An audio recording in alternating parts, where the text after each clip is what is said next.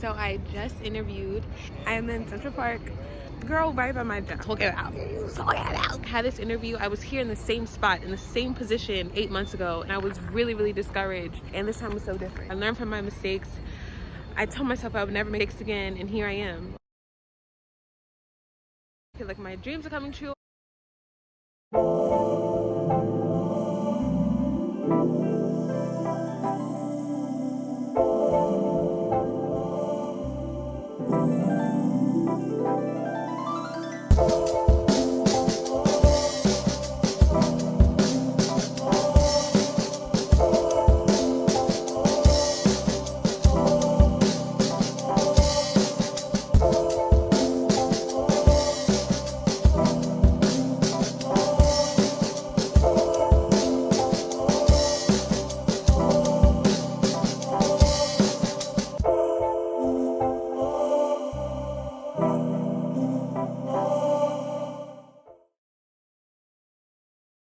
Hey guys, thank you so much for watching my video. I am sorry for the lighting. It's a little funky dunky right now. I have a little lighting on me in certain spots. Others are shadowy. Today we're going to talk about some post-grad hottie tips.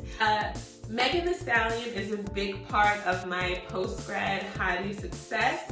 First heard of Megan Thee Stallion as I was coming out of college, and during my whole post-grad experience, I was bumping Miss Megan Thee Stallion. Thee Stallion, baby. So I want to give a big shout out to her at the beginning of this video. Thank you so much for being such a big inspiration to all of us girls out there just trying to get our bag to our bag, secure the bag. Because what did she say?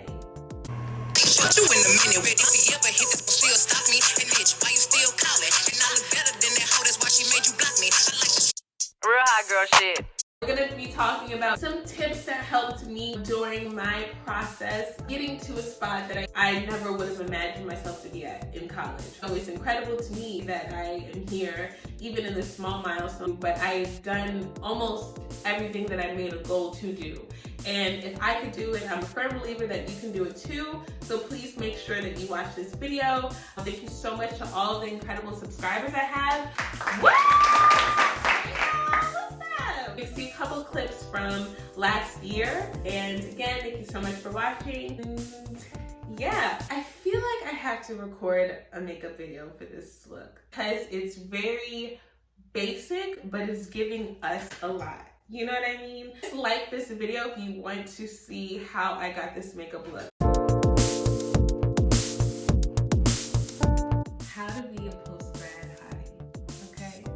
Figure out what you don't want. And a lot of the times, it's not easy to figure out where you want to be, but it's easier to figure out where you don't want to be. And it's easier to say, you know what, I don't want to end up like this. You figure out off of what you don't want, you figure out what it is that you do want. And that's kind of how I figured out my path. Make sure that you are writing down everything that you need to get done. You have to make a checklist. You have to understand that that checklist is going to go from a list of 10 to a list of 40. You have to be very, very, very, very thick-skinned.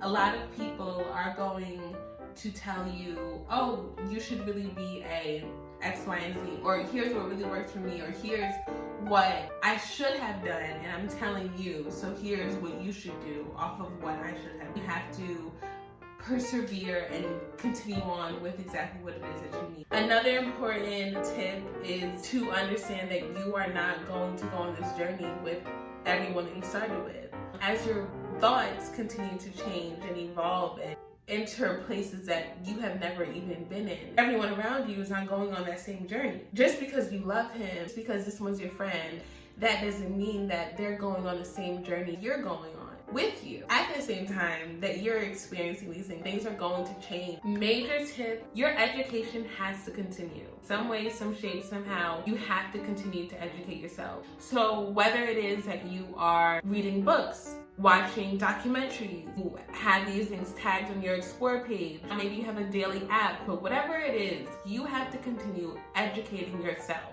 If you want to learn a new language, if you want to learn more about the field it is that you're getting yourself into, more about people who have walked your same path, you can read their biographies. There's so many ways to absorb information and knowledge. I love documentaries. Documentaries are easy for me. I can listen to information and still be visually entertained. A lot of people like podcasts. For the people who are in college right now, or even in high school, who say like, oh, I don't really like school because it's boring. There's nothing that really intrigues me. I understand where you're coming from, and that makes a lot of sense, and your feelings are valid. But it's important to continue to seek out information and knowledge.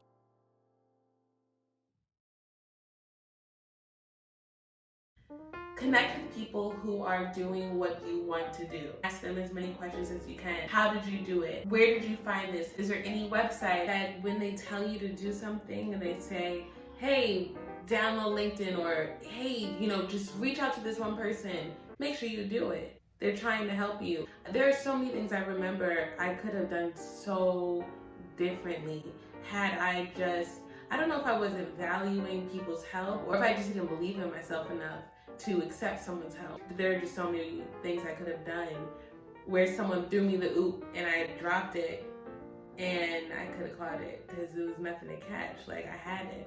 Major post-grad tip: everything that you need, you have inside of yourself. You don't have to go that far out to find out what it is that you like.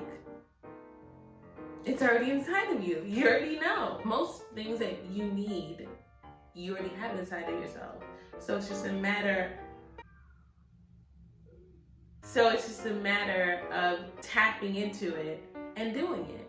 Your mother already taught you. All of that is in your mind. Your grandmother, the lessons that she taught you, the lessons from your sister, or women that you know, all of this information that you've absorbed and all the TED Talks and everything, you have it. You can do it. You just gotta get up and do it. So just do it.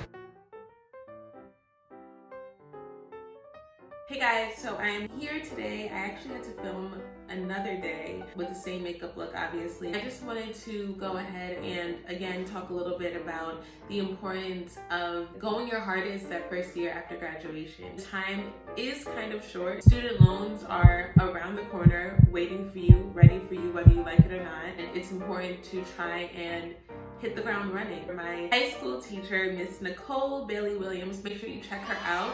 She is an author and a teacher and an incredible mentor and woman to know. When I graduated from high school, she told me, Goose, hit the ground running. And I remember being like, hit the ground running? Like, what do you mean? Imagine being in a car down the highway and you have to get out and save your life. You're gonna hit that ground running, and you're gonna go as fast as you can to save your life. And that's kind of how I took it when I first got to college. And when you graduate, go as hard as you can and shoot for the stars. Whatever career you want to achieve, this is your time. As ridiculous as it sounds, that's what I want. I would also say it's important to get creative in your mind and imaginative. Don't let the future feel so dark and so grim. It's not grim. College was an awesome time. We were so free. We had such little bills and such little responsibilities. Life, for the most part, was taken care of for us. Postgrad is about a lot of maturing, a lot of sacrifice, a lot of stuff that don't nobody want to do at all. It's also the time to do everything that you love. It's the time that you can really make your life what it's going to be. You are in control. My sister is a beautiful, beautiful, beautiful human being, and she is really deeply into psychology, and she actually told me a beautiful analogy that she uses with her patients. You are the driver of your car. Essentially, if life was a car, you're not the passenger in the car. You're the driver. You drive it where you want it to go. So you flip that left-hand signal. Was that the left or the right? Flip that right-hand signal and you go where you need to go. You get off the exit and you say, you know what, I'm done. I'm getting off the exit, I'm going. If you say, you know what, I'm gonna go as far as I can, then you drive. You accelerate. You get around what you need to get around. After I heard that, I was like, wow. And at first I thought it was very cliche to say you're the driver of your life. I was like, okay, what? Like, I didn't even care. But it's deep because you really are in control of your life. You really navigate where it goes and where you will end up. Are there going to be obstacles in the way? Yes. It's crazy because every person who has made it has the same motivational speech format. It's the same idea. It's about taking control of your life, understanding you're going to fall and you're going to fail, and continuing anyway. That's really as basic as it gets, and I get it now. I'm just still living through it. There were so many times along the road that I could have been like, you know what? I really am tired of not having what everyone else has. I'm done. Like, I want to be fly. I want my nails done. I want my hair done. And I'm giving up. I'm copping out, and I'm going to just do the next best thing. And the next best things in my area were like pharmaceutical companies were looking for marketers, insurance companies. I mean, like, that was pretty much it. Really knew, especially from that first job offer that I got, if I don't see myself here, what am I doing? If I can't come up with a 5-year plan, if this is not my dream, what am I doing? I have no children. I have no husband. I have nothing to lose. This is my shot to do exactly what I want. And it's gonna be what the hell I want.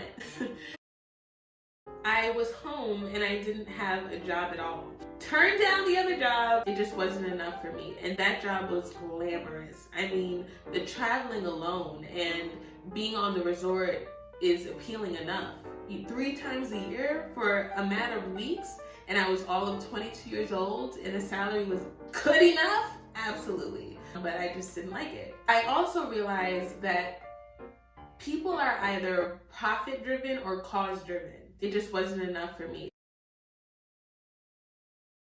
I wanted to quickly shout out my beautiful, beautiful, beautiful friend, Naya.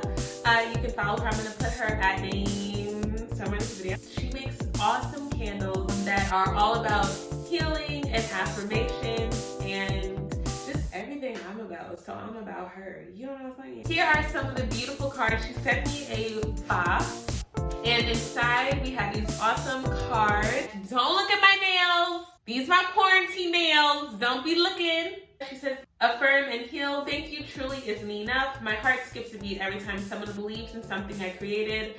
This set is special because I get to share a direct reflection of the tools that I use. Affirming is essentially mental programming. Post the cards where you will see them each morning and night. Earn bloom in the morning and rest at night. Once the wax meets the foundation, retrieve your healing stone. Hope this helps you as much as it helped me, Naya. So here is her beautiful bloom candle that should be lit during the day. We love it. Okay. It's good. Okay, so there's like some citrus. There's some flower. It has like a fresh smell, and I say flower because it's so sweet, almost powdery. And it has this beautiful little stone. Stop looking at my nails! Stop! And then we have rest. Oh, at first it gives me Hallmark store vibes. And then it gives me like eucalyptus and oils, and it gives me healing, okay?